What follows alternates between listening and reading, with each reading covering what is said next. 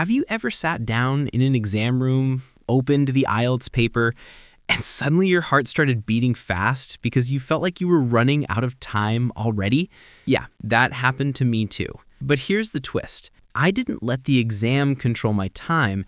I controlled the exam. And today, I'm going to show you exactly how I managed my time in each section. So stay with me, because even one small tip you hear in the next few minutes can save 5 to 10 crucial minutes during your exam. Let's start. When I walked into the exam room, the listening section was the first thing that made me feel tense. Everyone is sitting quietly, the headphones are on the table, the invigilator is staring. And the moment the audio starts, you know there is no pause, no going back, no second chance. That's why time management and listening is not about the exam time, it's about how you react during the audio. Here's exactly how I managed it. 1. I used the golden 30 seconds before each section. Every section in IELTS Listening gives you around 30 seconds to read the questions. Most students just skim or sit confused, but I used those 30 seconds like oxygen. Here's what I did. I quickly scanned keywords. Example, date, phone number, location, reason, problem.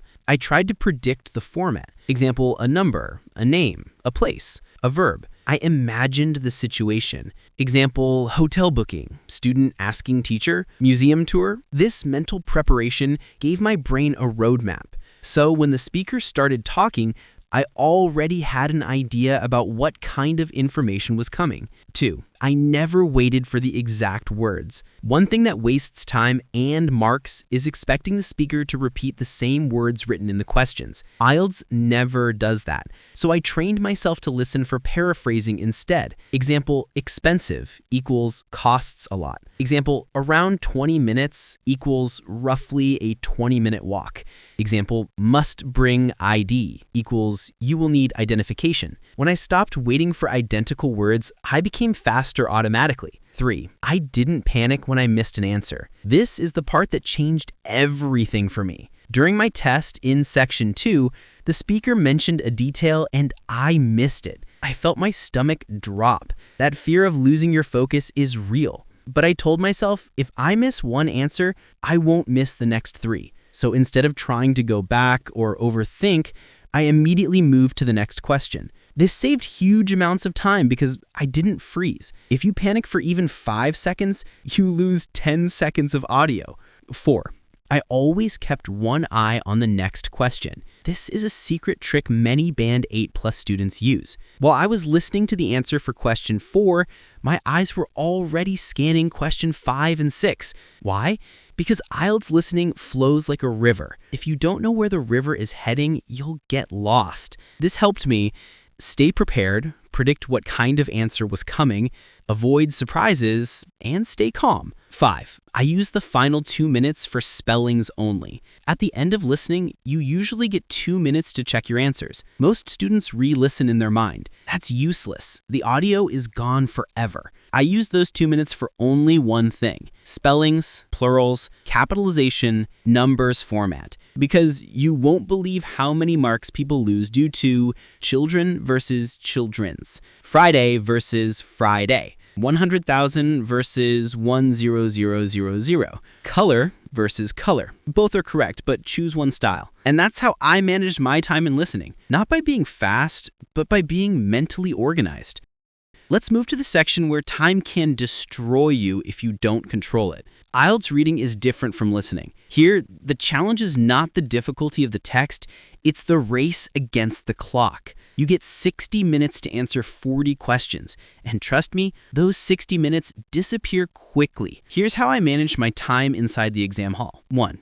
I used a fixed time strategy, 20-20-20 rule. This saved my entire reading score. Instead of solving randomly, I set a mental timer. 20 minutes for passage 1, 20 minutes for passage 2, 20 minutes for passage 3. Why this works? Passage 1 is easiest. You finish fast and get confidence. Passage 2 is medium, you're warmed up. Passage 3 is tough, but you still have energy left. Without this rule, many students end up spending 30 minutes on passage 1 plus 2, only 30 minutes left for passage 3. And that's where panic kills your score. 2. I never read the whole passage first. Reading the whole passage is a trap. You'll forget half of what you read and you'll lose precious time. My strategy: questions first, passage second. I always looked at the questions before reading. This guided my eyes to only the relevant sections of the passage. I didn't read for understanding. I read for location. 3. I used the blind skip technique. Here's something you won't hear often. If I got stuck on a question for more than 45 seconds, I moved on. No guilt, no stress, no wasting time. Why? Because the hardest questions are usually only 4 to 5 marks.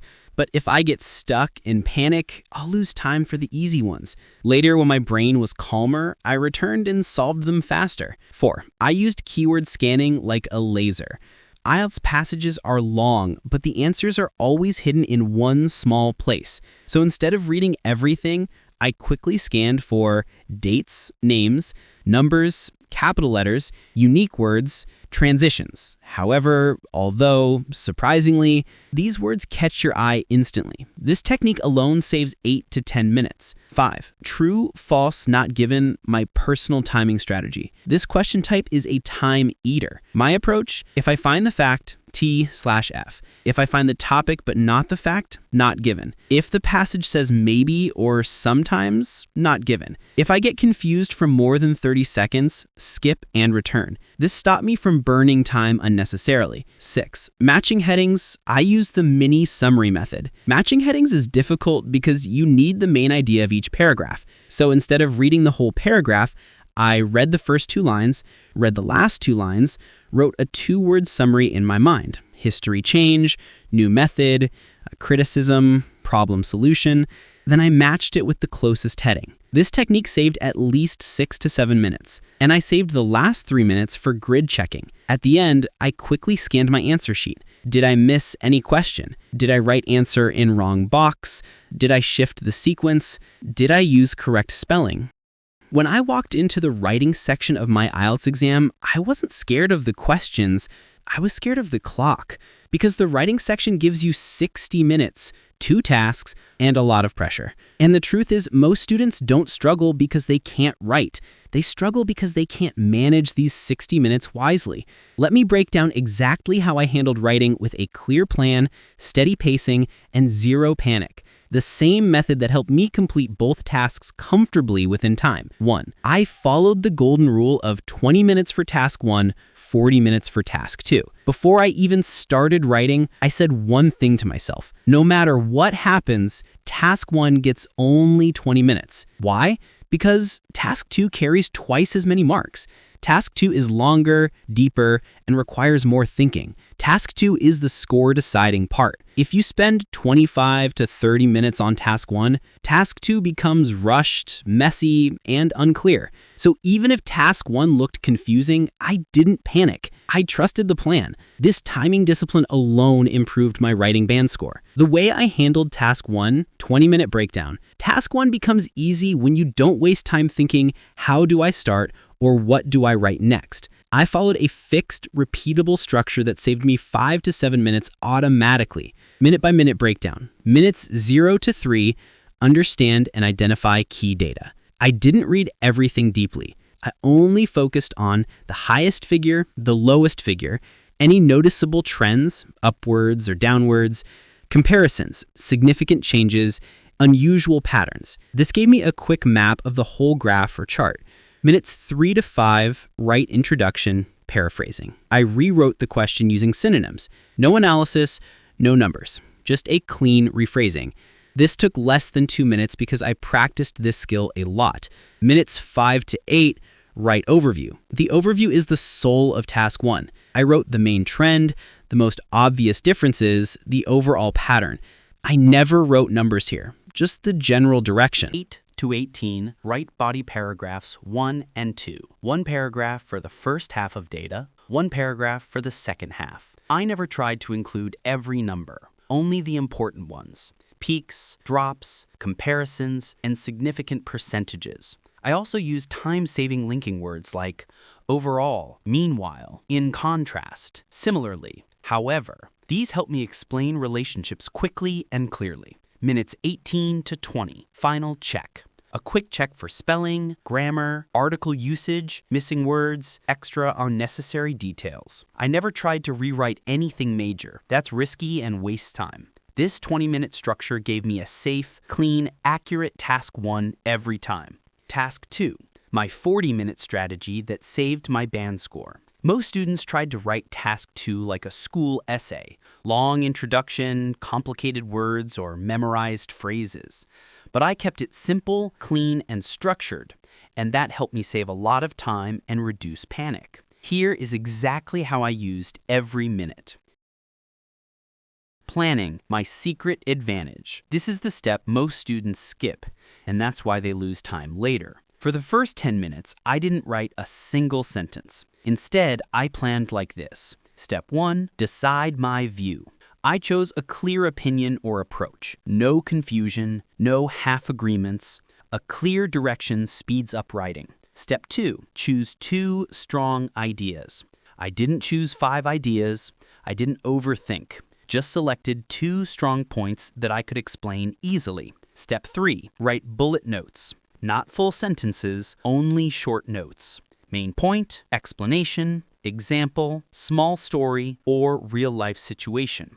These small notes acted like a GPS for my essay.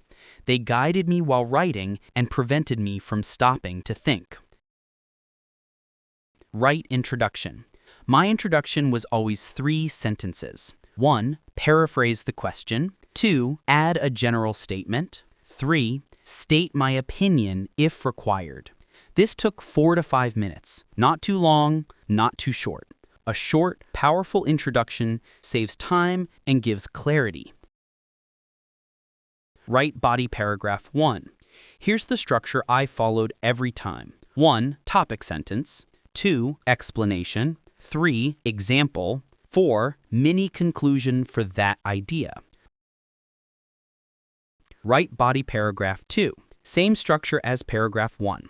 My goal was clarity, not fancy vocabulary. I kept sentences straightforward, logically connected, error-free. I also used transitions like in addition, moreover. Another significant point is, these made my writing smoother and saved time on sentence planning. Write conclusion. My conclusion was always 2 or 3 lines. Restate the opinion, summarize key points. No new examples, no new ideas. Short, clean, and effective. Check, check, check. The last 10 minutes were the most important. I read my whole essay and fixed grammar mistakes, missing words, repetition, spelling, unclear sentences, wrong tenses. This final polishing step improved the quality of my writing dramatically. Speaking is not about seconds or minutes. It is about how confidently and naturally you use your time.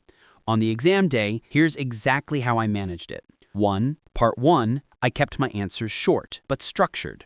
The danger in Part 1 is speaking too long. It's supposed to be simple, 2 to 3 sentences, nothing more. So I followed this pattern. Answer the question, add 1 detail, add a short reason. Example, I prefer studying in the morning because my mind is fresh and I can concentrate better. Simple, clean, and time efficient. 2, I used my 1 minute like a genius. Most students waste the preparation time, but I use the 1 minute prep to create a simple map in my mind. Beginning, past story, 1 challenge, 1 emotional moment, ending. I wrote 5 to 7 key words only. No sentences, no memorized phrases, just a map. This allowed me to talk for 2 minutes smoothly without pausing or repeating. 3, I used the clock-free mindset technique. During Part 2, instead of thinking, oh no, I still have 1 minute left, I focused on adding small stories. Even a tiny detail like, actually, something funny happened, or, to be honest, I was a bit nervous at first, adds 10 to 15 seconds naturally. This kept my answer flowing without forcing anything. 4, I used a 3-step expansion technique. Part 3 is like a mini discussion, so my answers needed depth. Here's how I expanded without wasting time. 1, give a clear answer. 2, explain why. 3, give an example or a comparison. Example: yes, technology has improved education because it gives students access to online resources. For example, many schools now use digital libraries. This structure kept me confident and prevented long, awkward pauses. At the end of the day, managing time during IELTS is not about being a genius. It's not about speaking fast or reading fast. It's about being organized, calm, and strategic. My secret wasn't perfect English. It was a perfect plan.